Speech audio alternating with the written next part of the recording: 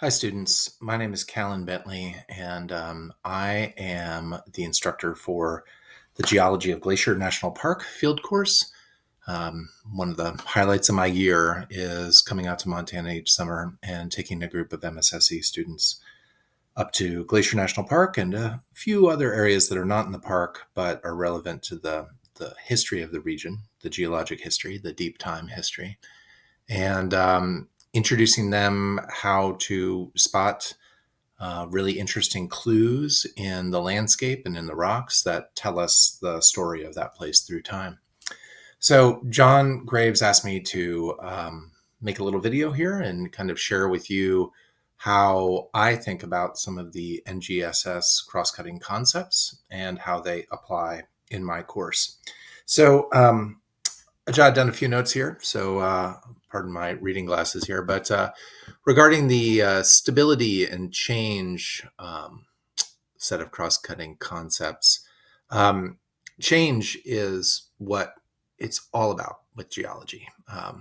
One of my favorite quotations from history is this Greek philosopher, historian called Heraclitus. And he said in Greek, change is the only constant. In other words, nothing stays the same except for the fact that nothing stays the same. And he was talking about history, right? But I think that equally well applies to geology and the planet Earth and its biota, its landscape, its climate. It's constantly changing. On my field course, we observe evidence for changes in sea level. We don't go to the ocean on this course, but we go to rocks that formed in an ancient ocean.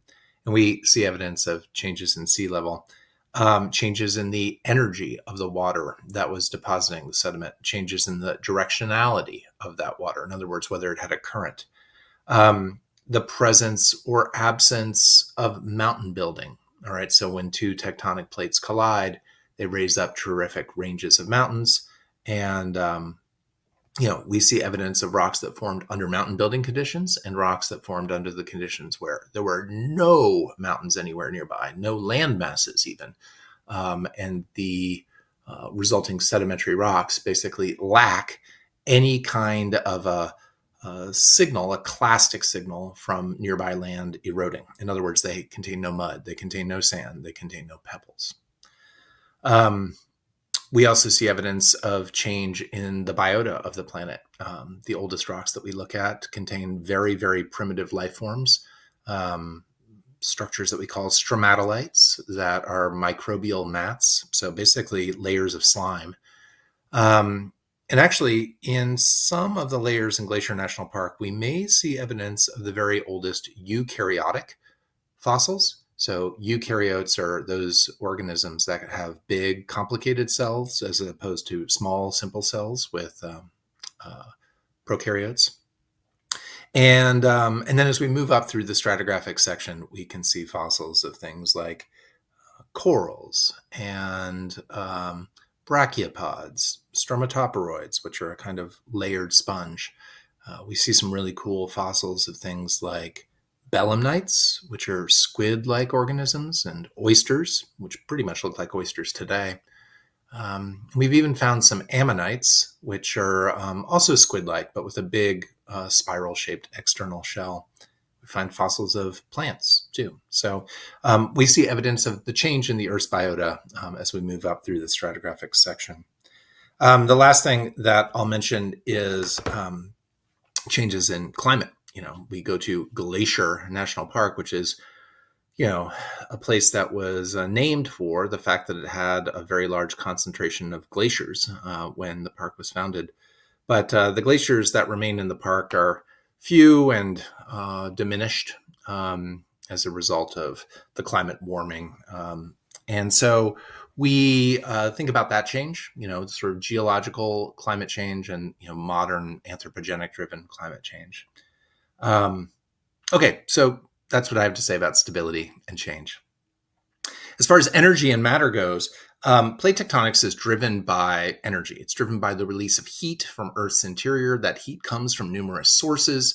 One source is primordial heat left over from the formation of the planet. This is kinetic energy from lots of meteorites basically smashing together and building up a large enough mass that it pulled itself together into a sphere, and we called it planet Earth. Another source of energy is radioactive decay, which is sort of the burner that's kind of always on, warming up Earth's guts. And there's also some heat released by crystallization processes in Earth's core that contributes to the total heat budget. But basically, that release of heat causes motion in the rocks, definitely the ones in the outermost rocky part of the Earth, the outermost part of the geosphere, the lithospheric plates, but probably also in the layer underneath that, the mantle. So work is being done there. And as these plates move around relative to one another, they do big stuff. They open up ocean basins. They cause continents to crash together. They build mountains. It takes a lot of work to build a mountain, right? You take rocks that are down low and you shove them up high. That is a tremendous expenditure of energy, relocating the position of matter in the Earth system. The building up of those mountains, you could also say, sort of on a different level, sets up a potential energy gradient where you've got all these rocks poking up in the air, and like that's not, stable. So ultimately, gravity wants to pull them down. Could happen really quickly, like in a landslide, or it could happen gradually through the processes of weathering and erosion. Rivers chewing into the landscape, but also glaciers gouging into the landscape. So that is what I have to say about energy and matter. Systems. The planet Earth is a system, and it has numerous parts, and these numerous parts are constantly trading matter and energy back and forth. And in my class in Glacier National Park, we see how the atmosphere of the past dumped snow on the Rocky Mountains. That snow built up to a great thickness.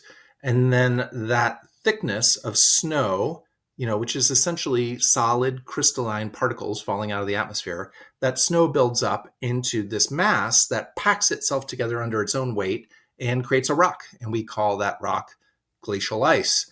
And that rock flows under its own weight. And that flow ends up gouging into the rocks underneath it. So glaciers, you could think of them as a rock on their own right, but they are a very flowy rock. And as a result, they have a lot of potential to erode into the less flowy rock underneath. And so that ends up carving the landscape into certain shapes. And then, when the glaciers melt back, then plants can move in, and they have, a lot of different slopes that they can get established on, and aspects, facing south, facing north. And then, animals, part of the biosphere, can move into that area, and they can start, grazing on bear grass in certain areas where the bear grass grows. But that's basically a function of all that stuff that came before it. So, systems thinking is really integral to a course like mine. Scale, proportion, and quantity.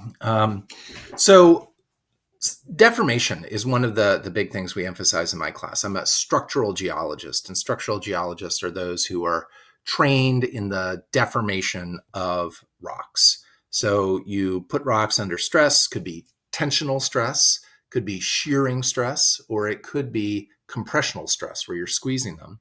And then the rocks react based on their various properties.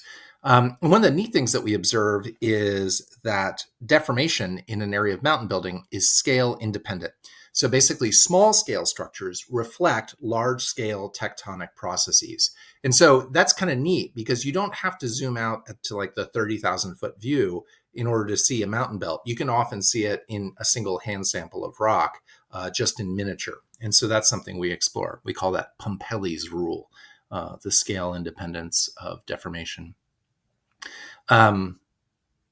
Another thing, I don't know, I find myself talking and I'm moving my hands around, so I'm gesticulating, right? And so that's also something I do when I'm talking about the asymmetry of folding and then thrust faulting. I'll often make these sort of little models with my hands.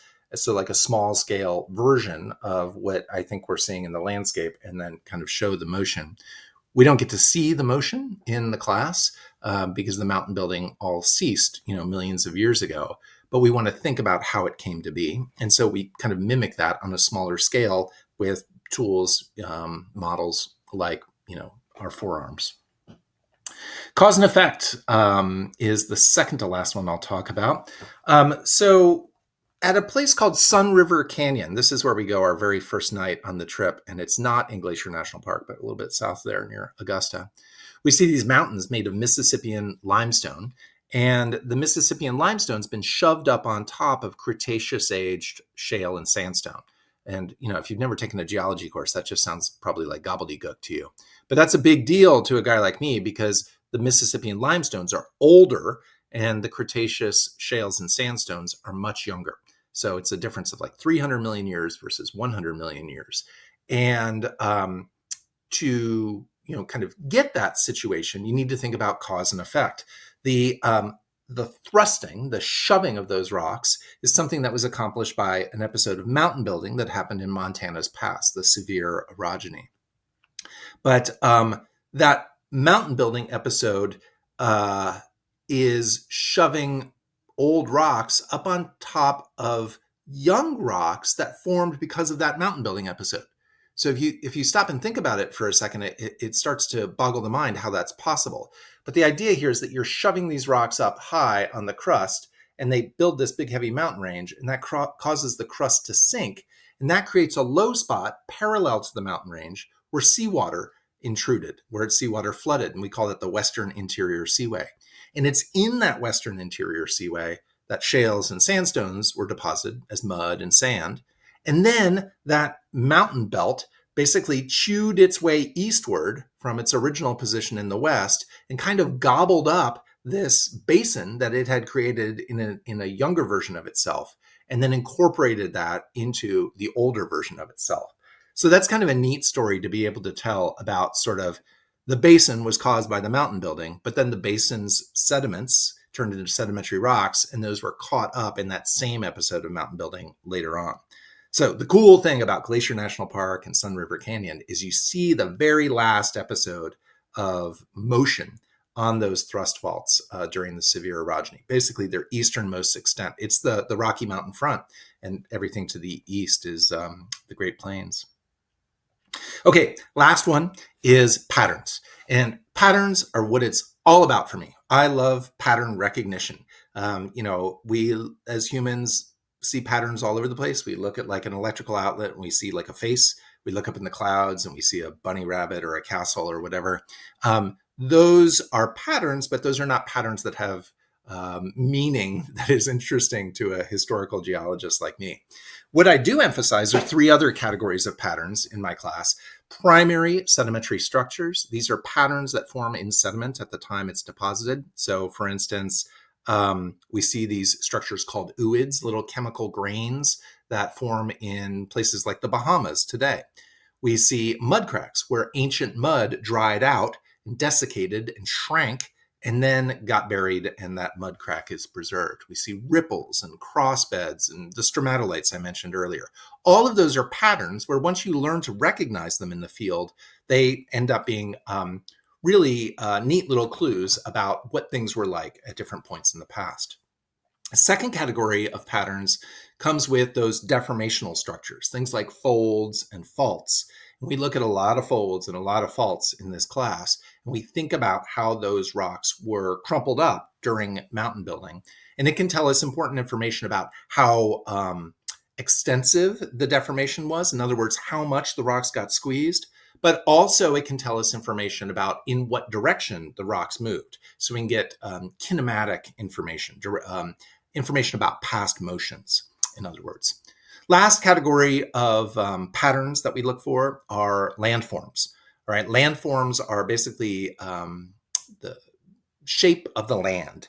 And in an area that has experienced alpine glaciation, the landscape ends up acquiring these certain distinctive landforms, these pyramidal peaks, these amphitheater-shaped valley heads, U-shaped valleys. There's a whole suite of them, and they all have really awesome names and kind of backstories. But we learn to, recognize those, and then we see them over and over again. So it's not like a one-off thing, a unique or singular kind of landform.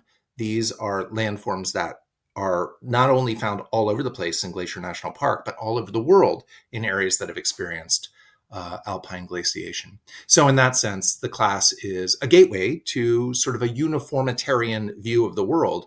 The lessons you pick up in Glacier National Park can be applied to other places equally well. So that's a quick run through. I hope that was useful, and I hope to see some of you on my field course soon.